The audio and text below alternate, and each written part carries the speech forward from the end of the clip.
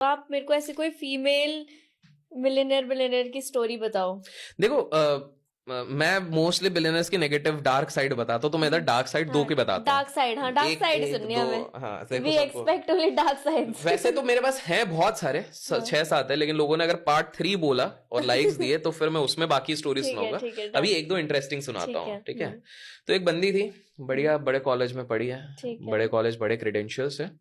Elizabeth Holmes नाम है उसका, ठीक है। तो वो बंदी ने बढ़िया काम वाम किया, एंड उसने एक नया इन्वेंशन करा। उसने इन्वेंशन क्या किया कि एक ब्लड टेस्ट में 200 डिजीजेस इंक्लूडिंग कैंसर आपका पता चल जाए एक ही ब्लड टेस्ट में, अच्छा। With in few minutes. तो ये तो भाई रिवॉल्यूशनरी है भाई, इस तरह से चीज है। हर जगह हंगामा मच गया, ओ भाई साहब क्या बना रहे हैं, ये वो बना रहे हैं। बड़ी बड़ी मैगजीन्स ने ये छापा कि this is the upcoming startup, in fact startup of the year, सारी चीजें हो गई। उन्होंने फंडिंग भी उठाई। फंडिंग किससे उठाई पता है? ओरेकल के मालिक से उठा ली, ठीक है, बड़े बड़े लोगों से उठा ली। अब इंटरेस्टिंगली क्या हो गया कि इनका सब कुछ बढ़िया चल रहा था। 2015-16 के बीच में वॉल स्ट्रीट जर्नल ने एक चीज, उनने स्टिंग ऑपरेशन कर लिया और एक पब्लिश कर दिया कि ये तो फर्जी क्लेम कर रही है, ऐसा कुछ है ही नहीं, ऐसा हो ही नहीं सकता कि इनके एक ही ब्लड टेस्ट पे 200 चीजें का वो निकल रहा है। हर जगह हलचल चल गई। फिर लोगों ने ना सवाल उठाना शुरू किया कि इतनी बड़ी चीज, और ये ओरेकल के मालिक और भी बड़े बड़े बिलियनर्स ने इन्वेस्ट किया हुआ था, क्योंकि पता कैसे नहीं चलेगा। Exactly. She had become the 7th richest person at one point of time, youngest 7th youngest billionaire बन गई थी फोर्ब्स लिस्ट के हिसाब से। तो शी इज वेरी स्मार्ट। उन्होंने बनाया एक biological product, bio related product. उन्होंने फंडिंग उठाई सारे टेक वालों से, मार्केटिंग ऐसी कही कि भाई ये रिवॉल्यूशनरी, ये है। टेक वालों ने ज्यादा ध्यान नहीं दिया, तो उनको पता नहीं लगा। जब पहला इन्वेस्टर एक बार जुड़ गया बड़ा, तो उसके नाम पे और बाकी इन्वेस्टर जुड़ गए, एक एक करके सारे लोग जुड़ने लग गए। She was very good in articulation, बहुत अच्छे से वो अपना प्रेजेंटेशन देती थी। वहां पर आधे लोग कंफ्यूज हो जाते थे। तो एलिजाबेथ होम्स ने, सोचो, फोर्ब्स के कवर पे थी वो एक टाइम पे। ये तो अजीब सी बात है, लेकिन यंगेस्ट में बहुत लोग जो कवर पे आते हैं वो बाद में लुट जाते हैं, पता नहीं, ये मैंने नोटिस करा है बहुत। सैम की जो बात करी ना, क्रिप्टो वाला, वो भी फोर्ब्स के कवर पे आया था यंगेस्ट में। अच्छा। तो और ऐसे इंडिया में भी काफी, अपन नाम नहीं लेता हूँ, रहने दो। तो इस तरह से, तो ये एक एलिजाबेथ होम्स थी जिसने पूरी दुनिया को मामू बनाया और फिर खुद फंसी। एक और है, उसका नाम था एना, ठीक है। कोई इंडियन भी है?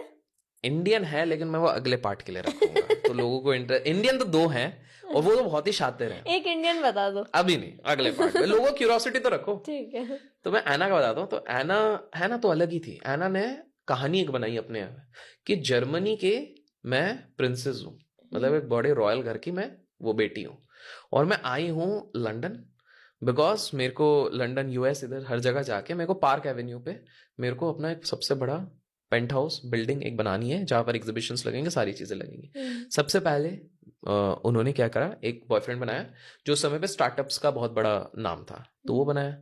तो उसके ना बहुत कनेक्ट्स थे, तो उससे उसको बहुत महंगे महंगे उसके शौक थे, मतलब best of the best brands खरीदती थी। मतलब उसका पर्स रहता था 20-25 लाख से तो शुरू होता था उसका पर्स, शुरू होता था।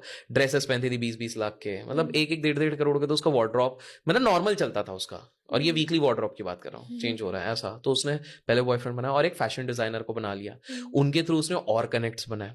इसने हर जगह ये माहौल बना दिया कि मैं तो यार जर्मनी के रॉयल फैमिली की बेटी हूँ, रॉयल फैमिली की बेटी हूँ। इसने ये पूरा जो प्रोसेस बनाया, एक मैं लोगों को रेकमेंड करूंगा, एक सीरीज भी है, इन्वेंटिंग एना करके है। अच्छा। हाँ, this is the real story of Anna, that's on Prime पे या नेटफ्लिक्स पे, कहीं पे तो है, तो वो आप चेकआउट करेगा। तो इस बंदी ने क्या करा, इसका फाइनल स्टेज ये था कि ये जो इसको पार्क एवेन्यू के पास एक जगह लेनी थी, इसके लिए इसने जो मेन बैंक का जो मैनेजर था उसको, उसके साथ फ्लर्टिंग करके उसको आराम से प्रॉपर सेट कर लिया था कि भाई लोन सैंक्शन कर दो, इस तरह से। बट उसी बीच में इन्वेस्टिगेशन चालू हो गई थी। कैसे? फॉर एग्जाम्पल, वो जिस होटल में रहती थी उसमें हर दिन ना वेटरेस को $100 का बिल दे देती थी, इस तरह से, मतलब आलिशान पैसा उड़ाती थी। एक बार होटल ने देखा भैया ये तो क्रेडिट कार्ड इसका काम ही नहीं कर रहा कोई सा भी। तो बोले यार, और होटल की हालत खराब हो गई कि भाई होटल पे ऑलमोस्ट $60,000 का वो लग गया है, ये कहाँ से निकालेंगे। उससे मांगा, उसने बड़ी नौटंकियां करी, बट उसने अपने एक बॉयफ्रेंड से दिलवा दिया। तो वो ना पैसा बहुत घुमाती थी। एक उसकी बेस्ट फ्रेंड बनी थी रेचल करके। रेचल एक बहुत बड़ी इन्वेस्टिगेटिव और फैशन मैगजीन में ही काम करती थी। अच्छा। तो एक जगह पे ट्रिप पे गए, पूरी ट्रिप हो गई, जब क्रेडिट कार्ड की बारी आई तो ये रोना धोना शुरू हो गया, अरे यार तुम नहीं जानते मैं किसकी बेटी हूँ, रेचल एक काम कर तू पैसे भर दे। अब रेचल बोले यार बिल $65,000 का हुआ है, मेरी तो एनुअल इनकम इतनी नहीं है, बट उसने कंपनी का क्रेडिट कार्ड चला दिया। बाद में रेचल से बात ही नहीं करी, गायब ही हो गई। जैसे दोस्त लोग होते हैं ना कि भाई तू अभी पैसे दे दे, मैं तेरे को बाद में देता हूँ या देती हूँ, और उसके बाद कभी दिखते नहीं है ना, तो वैसे ही वाले था। उसने पूरा ड्रामा रचा, बाद में फटा। अब इंटरेस्टिंगली इसका कोर्ट केस बड़ा वो हुआ था, इसका पूरा कोर्ट केस इंस्टाग्राम पे जाता था। अच्छा।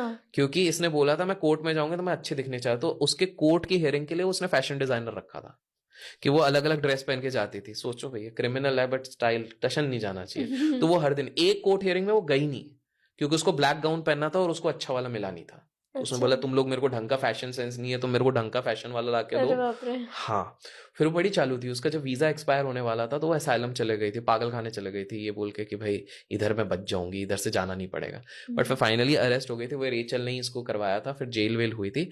तो इस तरह से केसेस काफी चलते हैं। इसने ऐसे कर करके ज्यादा नहीं, कुछ 1500 करोड़ रुपए का चूना लगा दिया था सब अरे लोगों बाप को। रे। हाँ, तो आप सोचो इस तरह से भी है, तो लड़कियां भी होती तो हैं थोड़ी शातिर